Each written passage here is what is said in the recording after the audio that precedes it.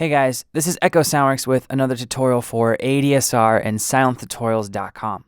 First, if you're not subscribed to this YouTube channel, please sign up at youtube.com/ADSRtuts, that's Tuts.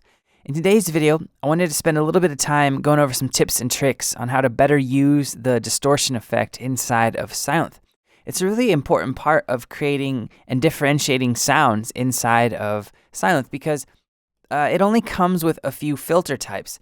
As far as soft synths go, the filters and the waveforms that you get, they're not as varied as some of the other, offerings out there. That's both a blessing and a curse because it makes creating sounds easy, but sometimes you run into problems of creating like new and different sounds inside of Sylenth because you only have a few filter types. You have a low pass, you have a band pass, you have a high pass, and that's it. And then you have, your typical subtractive style waveforms like saw, triangle, pulse, H pulse, Q pulse. Those are a little bit more interesting. Triangle, saw, noise, right? So it's not that many, which is crazy to think that Sylenth is such a popular, and it is a great synth. So one of the ways that you can create more unique sounds is to use the distortion and kind of use it in a creative way. Not necessarily just to distort and dirty up your sounds, but just to create some variation between them. So in this instance, I have a new patch pulled up, and I just wanted to run through these different distortion types real quick. So the first one is overdrive. Now this is your standard overdrive. As the name suggests, it overdrives the signal to a point of clipping. So you have the amount and dry wet. So they're very basic distortion controls. This one is good if you need to dirty up a bass. Like let's say you have a cleaner sounding bass and you want it to be a little bit more gritty. So let's say you kind of have like a deep house bass and you want to bring it into the future house world. You could use this distortion overdrive to kind of get that effect started. So it's great for basses. Certain really dirty leads it works, but for the most part, this one's going to be for basses and just dirtying things up. Now, foldback is an interesting distortion type. So this doesn't actually clip the signal in the same way that a typical distortion unit would. It's doing something a little bit different where it's actually bringing back the signal so it's fluctuating with the input signal. Now this can get some really cool sounds. But you can see right now, or you can hear rather, there's that little click with it. That's sometimes helpful for plucks and things like that. But the difference between overdrive and foldback is overdrive lets through more harmonic content. That's why it's good for basses and some leads. Now foldback works conversely better with leads because it's taking out a lot of the frequencies.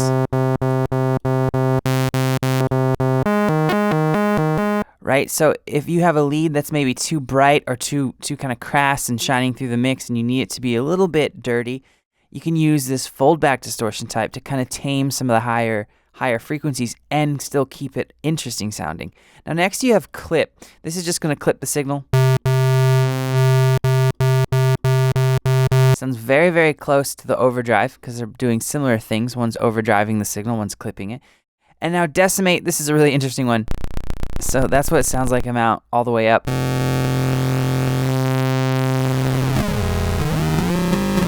It's just degrading the audio quality in it's like a bit crusher kind of on steroids, and then you have a bit crush. Now you'll notice these don't do a whole lot. If I opened up some other synths or just some third-party distortion effects, like let's actually do that real quick.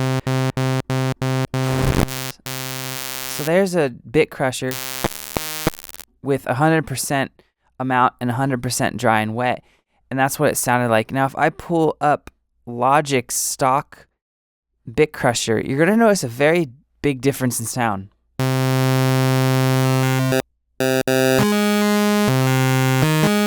And that's more of the typical bit crusher. The reason why I wanted to show you that was the distortion effects inside of Sylenth, they couple and play very well with the filters. So as you can see here, I don't have a filter loaded up on this sound. This is the stock preset in Sylenth, and it doesn't come with a filter on it. So these effects don't really have as much of a pronounced effect as they would if you had something with a filter. So let's go to this sound that I have pulled up right here. It's just kind of a plucky sound.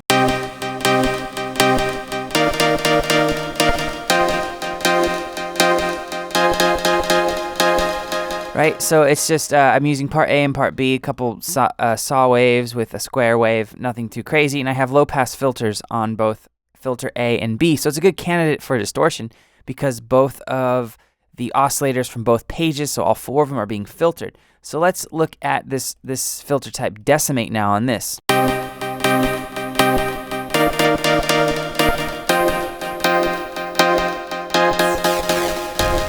Now obviously at really high amounts in dry wet it gets too, crazy, but decimate's a great one to add some character to a lead or a pluck that would otherwise just sound like a saw or a square sound.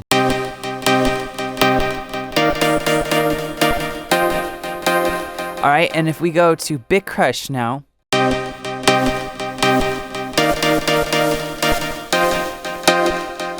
because the filters are in play, you get a little bit more of that standard bit crush sound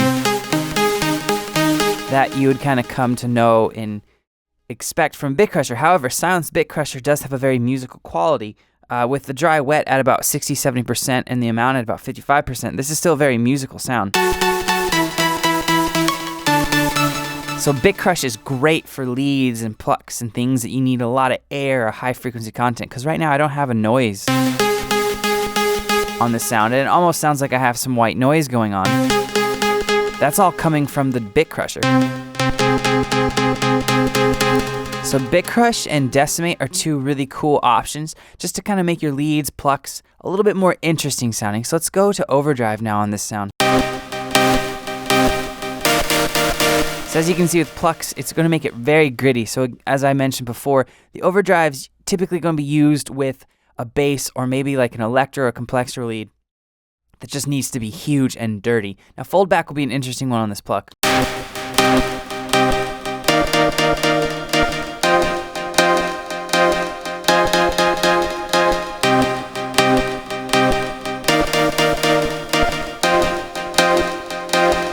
So as you can see, it adds a little bit of bite, adds just a little bit of character. If you drive it too much, it kind of loses its musicality, but it's definitely something that is, it almost has the bit crush sound. It's just a little bit more aggressive and not as much of the top end or the air. So there you go. There's some general tips and tricks on how to use the distortion inside of Sylenth. I know with some synths like Massive, you might just only use the distortion when you think, oh, hey, I need to gritty this up. But in Sylenth specifically, the distortion effect is a great way just to make your sounds a little bit more interesting, a little bit more unique, and just maybe pop out of your mix a little bit more. So if you guys have any questions or comments, let me know below and I'll get back to you as soon as I can. If you haven't checked out ADSRsounds.com, head on over there. Tons of cool things production related. As always, thank you so much for watching. I will see you next time.